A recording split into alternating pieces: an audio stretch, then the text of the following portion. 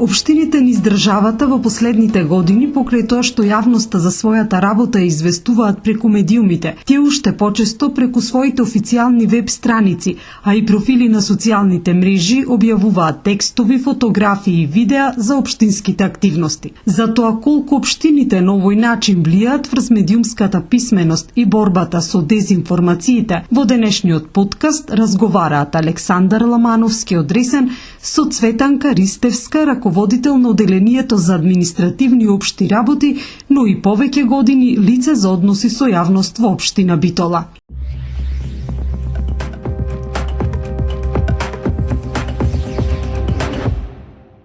Добре дојдовте, драги слушатели, во подкастот на Младинската медиумска лабораторија. Местото каде што ќе разговараме за медиумска писменост и борбата против лажните вести.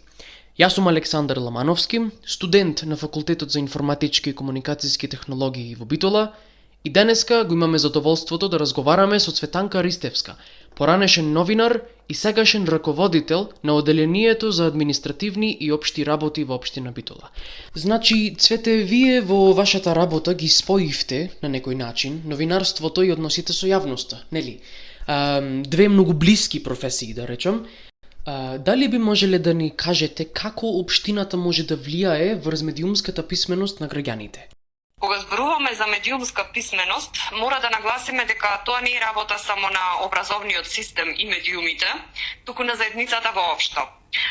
Од тука локалната самоуправа има многу важна улога во унапредувањето на медиумската писменост на локално ниво, затоа што таа е најблиска до граѓаните и може да спроведе активности на сите нивоа. Што значи тоа? Тоа значи дека почнувајќи од образовниот процес, односно учество и соработка во образовните програми и работилници, преку младинските клубови, поддршка на локалните медиуми и поголема транспарентност, понатаму спроведување на едукативни активности и секако преку низа дигитални алатки. На овој начин, преку заедничко действување, ќе се биде победник во борбата против лажните вести. Ќе се поттикне граѓанската одговорност и учеството во општеството, што секако ги зајакнува демократските вредности и најважно, ќе се подобри така наречената информацијска хигиена, односно начинот на кој луѓето ги селектираат и процесираат информациите.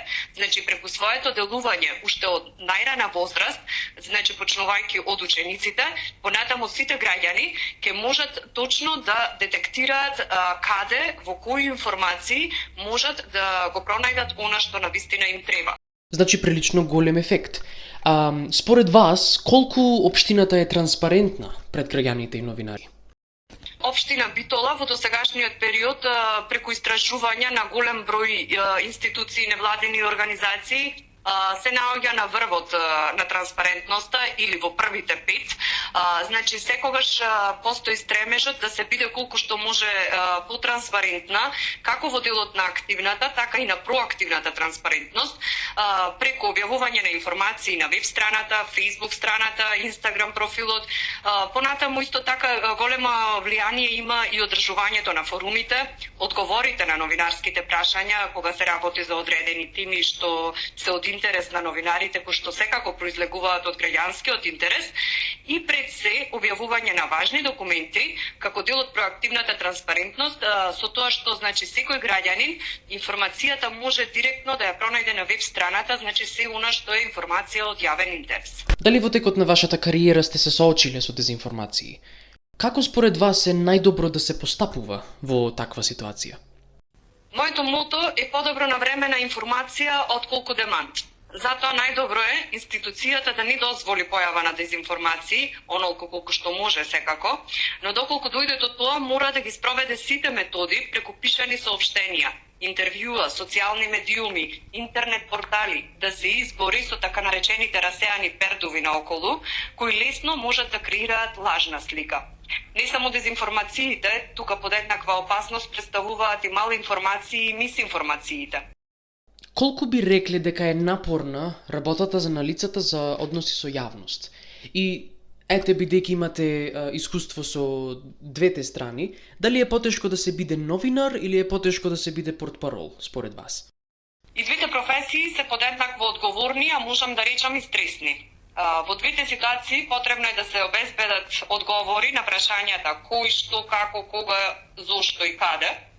Од една страна, како новинар, потребно е да делуваш истражувачки, независно и критички, а од друга страна, на пиар, мора да делуваш стратешки, внимателно, во интерес на јавноста, но и во насока на заштита на угледот на институцијата, како што споменав предходно.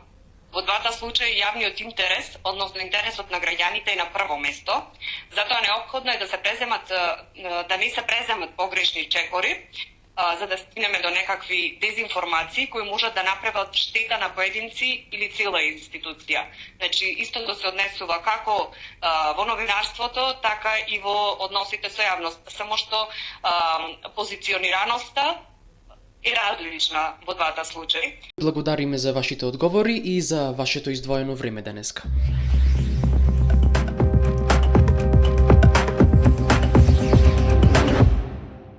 Овој подкаст е продуциран во рамки на проектот Младинска медиумска лабораторија, кој го имплементира граѓанската организација Граѓански патеки во партнерство со здруженијата ИКТ Свет, Журналист од Млади за млади, Младинска граѓанска асоциација и Еко Герила Преспа. Со цел едукација на младите критички да ги разберат медиумските содржини, продуциран е и видеокурс за младинска писменост кој можете да го следите на веб платформата medialab.mk.